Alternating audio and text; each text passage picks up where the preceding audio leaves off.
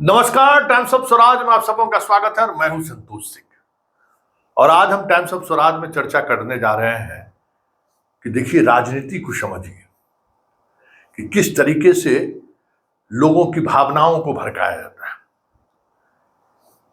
सत्य क्या है, असत्य क्या है, जो दिख रहा है उसमें कितना सत्य है और जो दिखाने की कोशिश हो रही है उतना उसमें कितना सत्य है। देखिए, जब ये समझने लगेगा ना तो राजनीति को समझने लगेगा। बिहार में एक बवेला मच गया है। ठीक फर्स्ट फेज के इलेक्शन के पहले एक वीडियो वायरल हुआ है जिसमें तेजस्वी के सभा में मंच के नीचे से कोई व्यक्ति जिसका चेहरा दिख नहीं रहा है, वीडियो जिस तरीके से ले रहा है उस वीडियो के एंगल से दिख रहा है कि वो पूरी तौर पर प्लान के तहत चेहरा तेजस्वी को दिखा रहा है और आवाज अपना गाली का उसमें दे रहा है। जरा उस वीडियो को गौर से देखिए और उस वीडियो को लेकर बबेला मचा हुआ है। और ये बबेला मचा हुआ है ये अलग बात है। इसी बीच एक अखबार के हेडलाइन को भी मैंने देखा। जरा उस हेडलाइन को भी आप देख लीजिए कि दलित को यादव ने मारा। बिहार में आज तक हम कभी इस तरीके का हेडलाइन नहीं देखे। इन दोनों खबर को पहले देख लीजिए, उसके बाद हम चर्चा करेंगे। विजय भैया चिराग पासवान के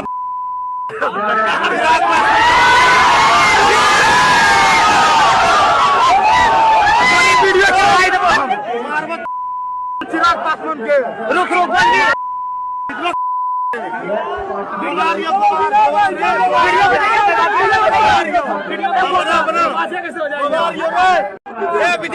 विजय भैया चिराग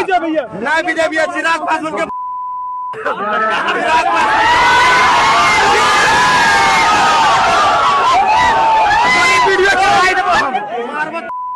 चिराग पासवान के रुक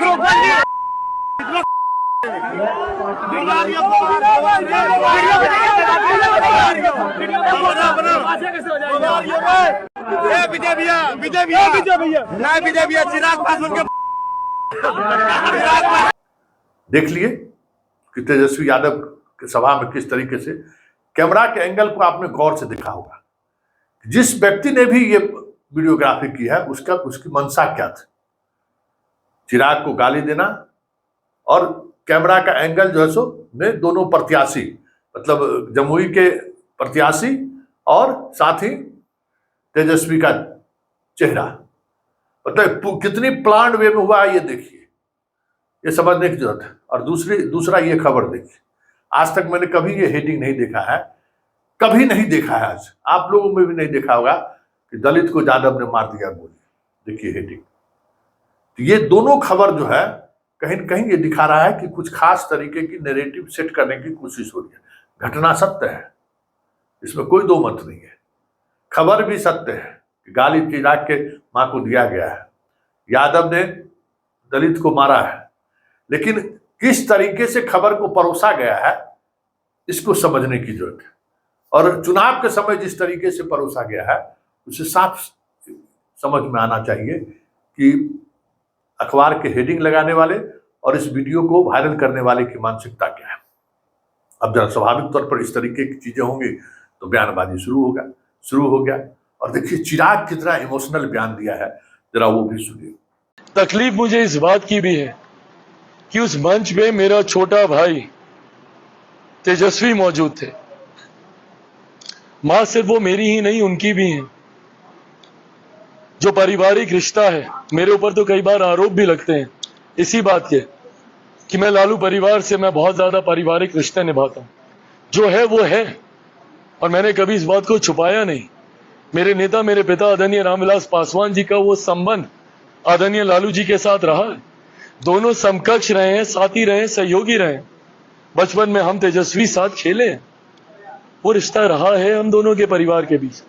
राजनीतिक मतभेद एक तरफ, और इस चीज को उन्होंने भी खूबसूरती से निभाया है, मैंने भी निभाया। राजनीतिक मतभेदों को एक तरफ रखा है, पर भले मेरी भतीजी का जन्म हो या उनके यहाँ इफ्तार की पार्टी हो, मैं हर उस आयोजन में मैं जाता रहूं, अलग गठबंधन में होने के बावजूद भी, क्योंकि मेरे पिता ने ही मुझे इन व्यक्तिगत संबंधों को निभाना सिखाया।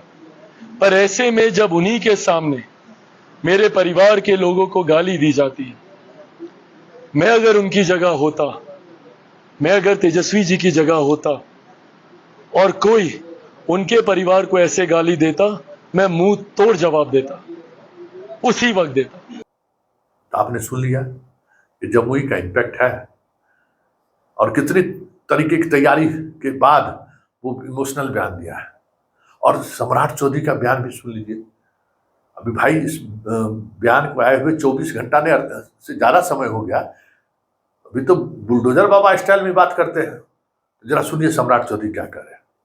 भाग्यपूर्ण है कि देश के दलितों के मसीहा स्वर्गीय रामविलास पासवान जी के पत्नी को और श्री चिराग पासवान जी की माता जी को जिस तरह गाली गलौज राष्ट्रीय जनता दल के द्वारा किया जा रहा, यह अशोभनीय है, दुख है, पीड़ादायक है और जरूर कार्रवाई होगी, चुन चुन कर कार्रवाई होगी। इतना कंफर्म करता हूं, एक भी व्यक्ति जो गाली देने वाले सुन लिए, लेकिन अभी तो कोई कार्रवाई नहीं हुई है, कोई एक्शन नहीं हुआ है। लेकिन अंदाज इनका देखिए, तो यही सियासत है। इसी सियासत को समझने की जरूरत है। और जरा तेजस्वी का भी बयान देख लीजिए, इस पर तेजस्वी का क्या बयान। हम तो वो वीडियो देखे हैं, कोई हमको भेजा था, तो पब्लिक में मंच पे थोड़ी कोई दे रहा है, पब्लिक में कोई दे रहा है, कोई भी बना के दे सकता है। ऐसे तो मेरे बारे में भी लोग देते होंगे, तो इस पे बात का बतंगड़ क्यों बनाना। अगर ऐसी बात मेरे सामने मेरे कान तक आई होती तो ये सब कोई टॉलरेट करता है जी। और चुनाव के दौरान कौन बेवकूफ़ होगा जो ऐसी बातें करेगा।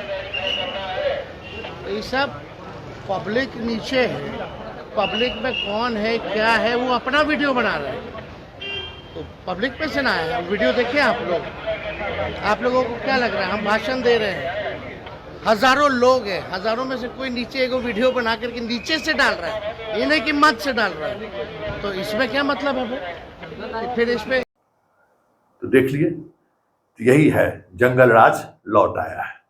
और इस चीजों को समझने की जरूरत है कि एक नैरेटिव को सेट करने के लिए किस स्तर पर खेल होता है, और इस खेल के पीछे वजह क्या है कि आप उस खेल को समझ नहीं पाते, हम भावनाओं में बह जाते हैं। घटना सही है, लेकिन उस घटना को जिस तरीके से परोसा जा रहा है उसको समझने की जरूरत है कि परोसने के पीछे एक मंशा क्या है। और जब हम ये समझदारी हमारी हो जाएगी कि पॉलिटिकल पार्टी के लोगों के बयान का मतलब क्या है, भाषण में जो बोलते हैं उसके पीछे का क्या मतलब है, तो समझ लीजिए कि हम राजनीति को समझ लेंगे।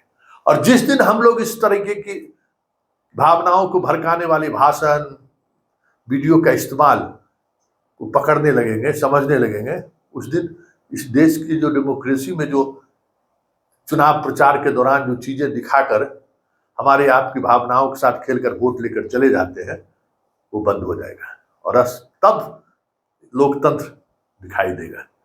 बस इस दो वीडियो, एक वीडियो और एक अखबार के कटिंग के माध्यम से हम यही दिखाना चाह रहे थे आपको कि राजनीति को समझिए, क्योंकि राजनीति को समझना जरूरी है। राजनीति नहीं समझे तो फिर बहुत मुश्किल है अपने आप को समझना, क्योंकि पॉलिटिकल व्यक्ति का जो चरित्र है ना, उसका चेहरा क्या है, पीछे उसकी सोच क्या है, ये समझना जरूरी है। फिर वोट जिसको देना है दीजिए, वोट देने का कोई अधिकार हम देंगे, लेकिन हम समझेंगे कि हमारी भावनाओं के साथ तो नहीं खेल रहा है, जो कह रहा है वो उसमें कितना सत्य है, ये इससे हो पाएगा कि नहीं पाएगा। तब आप वोट दीजिएगा तो फिर उसकी मैच्योरिटी भी देखने को मिलेगी।